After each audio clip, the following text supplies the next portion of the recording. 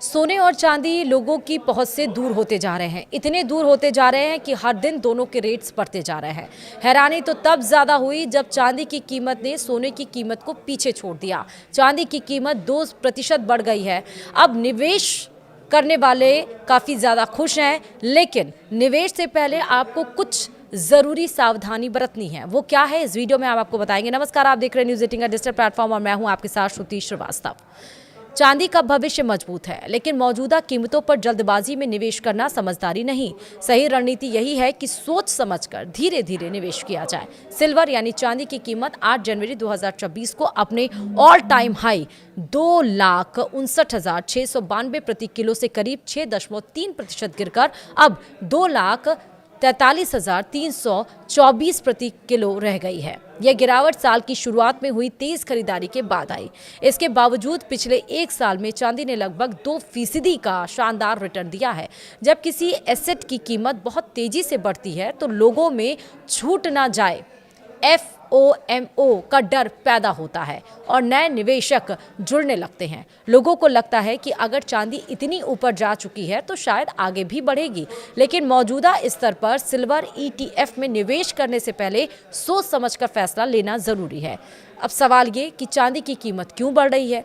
Solar energy की मांग, ये पहला रीज़न है। चांदी बिजली और गर्मी की अच्छी कंडक्टर होती है, इसलिए सोलर पैनल में इसका खूब इस्तेमाल होता है। अनुमान है कि 2030 तक सोलर कैपेसिटी करीब 17% की दर से बढ़ेगी। नई टेक्नोलॉजी वाले सोलर सेल जैसे कि टॉपकॉन पुराने मॉडल की तुलना में लगभग 50% ज़्यादा चांदी इस्तेमाल करते हैं। वहीं EV इलेक्ट्रॉनिक व्हीकल गाड़ियों में पारंपरिक जो पेट्रोल डीजल गाड़ियों के मुकाबले 67% से 79% ज़्यादा चांदी लगती है। चार्जिंग स्टेशन, केबल और इलेक्ट्रॉनिक्स में भी चांदी का इस्तेमाल होता है, जिससे मांग और बढ़ती है। वहीं दूसरा है डाटा सेंटर और AI। Data centre, server, semiconductor और AI हार्डवेयर में भी चांदी की ज़रूरत होती है। अमेरिका में अगले 10 सालों में डाटा सेंटर कंस्ट्रक्शन में 57% तक बढ़ोतरी का अनुमान है। वहीं तीसरा पॉइंट है कि चीन, रशिया जैसे देश ज़्यादा सोना चांदी खरीद रहे हैं, क्योंकि सोना और चांदी ही देश की आर्थिक मजबूती बताती है। आने वाले दिनों को देखते हुए जिस तरह से युद्ध के स्तर बने हुए हैं, ये देश ज़्यादा सोना और चांदी स्टोर करके रख रहे हैं, जिस वजह से भी सोने और चांदी की कीमत उछाल मारती हुई जा रही है।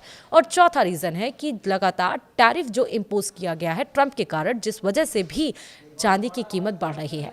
वहीं 2025 में सप्लाई केवल 1% बढ़ने का अनुमान है। अब आपको आगे की कहानी बता रहे हैं, जबकि मांग ज्यादा बनी हुई है। यही कारण है कि बाजार में चांदी की कमी जैसी स्थिति बन रही है। लॉन्ग टर्म में चांदी की मांग मजबूत दिखती है। रिन्यूएबल एनर्जी, EV, AI जैसे सेक्टर इसे सपोर्ट कर रहे हैं, लेकिन समस्या ये है कि कीमतें पहले ही बहुत ऊपर जा चुकी हैं। एक साल में 200% की तेजी के बाद अब नया निवेश करने पर जोखिम बढ़ जाता है। ऐसे में नए निवेशकों के लिए एक मुश्त बड़ी रकम लगाने की बजाय धीरे धीरे SIP या स्टैगर्ड इन्वेस्टमेंट करना बेहतर है। जिनके पास पहले से सिल्वर ETF है, उनके लिए होल्ड करना ठीक हो सकता है, लेकिन और खरीदने में सावधानी रखें। सिल्वर ETF को हमेशा पोर्टफोलियो के छोटे हिस्से जैसे कि सैटेलाइट एलोकेशन के तौर पर रखें, ना कि मुख्य निवेश के रूप में रखें। तो छोटी छोटी जो ज़रूरी बातें हैं वो हमने आपको बताई हैं, इसको ध्यान में रखेंगे तो प्रॉफिट में रहेंगे। वीडियो में इतना ही। नमस्कार।